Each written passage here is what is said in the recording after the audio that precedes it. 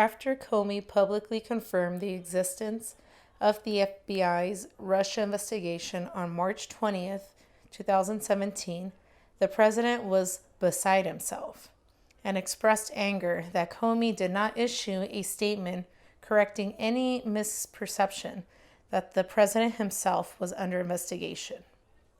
The president sought to speak with Acting Attorney General Bonte directly and told McGahn to contact Bonte to request that Comey make a clarifying statement.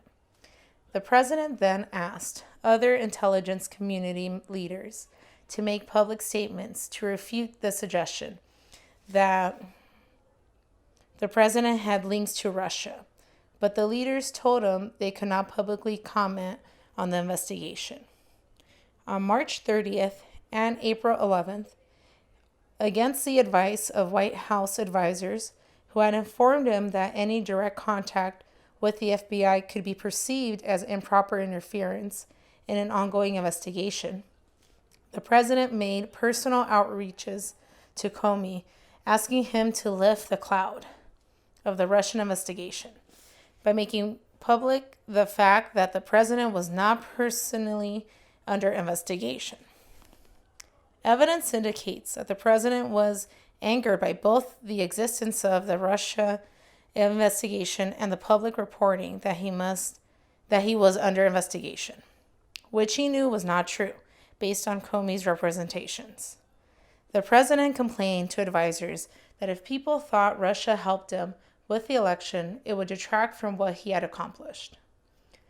Other evidence indicates that the president was concerned about the impact of the Russia investigation on his ability to govern.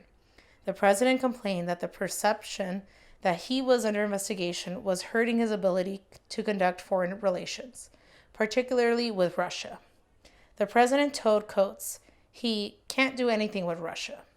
He told Rogers that the thing with the Russians was interfering with his ability to conduct foreign affairs, and he told Comey that he was trying to run the country and the cloud of this Russian business was making that difficult. D. Events leading up to and surrounding the termination of FBI Director Comey. Overview. Comey was scheduled to testify before Congress on May 3, 2017. Leading up to that testimony, the president continued to tell advisors that he wanted Comey to make public that the president was not under investigation. At the hearing, Comey declined to answer questions about the scope or subjects of the Russia investigation and did not state publicly that the president was not under investigation. 2 days later, on May 5, 2017, the president told close aides he was going to fire Comey. On May 9th, he did so, using his official termination letter to make public that Comey had on 3 occasions informed the president that he was not under investigation. The president decided to fire Comey before receiving advice or a recommendation from the Department of Justice, but he approved an initial public account of the termination that attributed it to a recommendation from the Department of Justice based on Comey's handling of the Clinton email investigation. After Deputy Attorney General Rod Rosenstein resisted attributing the firing to his recommendation, the president acknowledged that he intended to fire Comey regardless of the DOJ recommendation and was thinking of the Russian investigation when he made the decision. The president also told Russian Foreign Minister, "I just fired the head of the FBI. He was crazy, a real nut job. I faced great pressure because of Russia. That's taken off. I'm not under investigation." Evidence. Number 1. Comey testifies before the Senate Judiciary Committee and declines to answer questions about whether the president is under investigation. On May 3, 2017, Comey was scheduled to testify at an FBI oversight hearing before the Senate Judiciary Committee. McGahn recalled that in the week leading up to the hearing, the president said that it would be the last straw if Comey did not take the opportunity to set the record straight by publicly announcing that the president was not under investigation. The president had previously told McGahn that the perception that the president was under investigation was hurting his ability to carry out his presidential duties and deal with foreign leaders. At the hearing, Comey declined to answer questions about the status of the Russian investigation, stating, "The Department of Justice had authorized him to confirm that the Russian investigation exists, but that he was not going to say another word about it." Until the investigation was completed, Comey also declined to answer questions about whether investigators had ruled out anyone in the Trump campaign as potentially a target of the criminal investigation, including whether the FBI had ruled out the President of the United States. Comey was also asked at the hearing about his decisions to announce, 11 days before the presidential election, that the FBI was reopening the Clinton email investigation. Comey stated it made mildly nuisance to think that we might have had some impact on the election, but added that even in hindsight, he would make the same decision.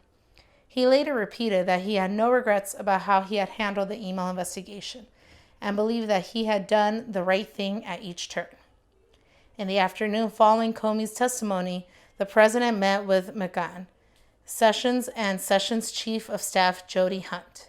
At the meeting, the president asked McGahn how Comey had done in his testimony, and McGahn relayed that Comey had declined to answer questions about whether the president was under investigation. The president became very upset and directed his anger at Sessions. According to the notes written by Hunt, the president said, "This is terrible, Jeff. It's all because you recused. AG is supposed to be the most important appointment. Kennedy appointed his brother. Obama appointed Holder. I appointed you, and you recused yourself. You left me on an island. I can't do anything." The president said that the recusal was unfair and that it was interfering with his ability to govern and undermining his authority with foreign leaders. Sessions responded that he had no choice but to recuse, and it was mandatory rather than discretionary decision. Hunt recalled that Sessions also stated that at some point during the conversation that a new start at the FBI would be appropriate and the president should consider replacing Comey as FBI director. According to Sessions, when the meeting concluded, it was clear that the president was unhappy with Comey, but Sessions did not think the president had made the decision to terminate Comey. Bannon recalled that the president brought Comey up with him at least 8 times on May 3rd and May 4th, 2017. According to Bannon, the president said the same thing each time. "He told me 3 times I'm not under investigation. He's a showboater. He's a grandstander.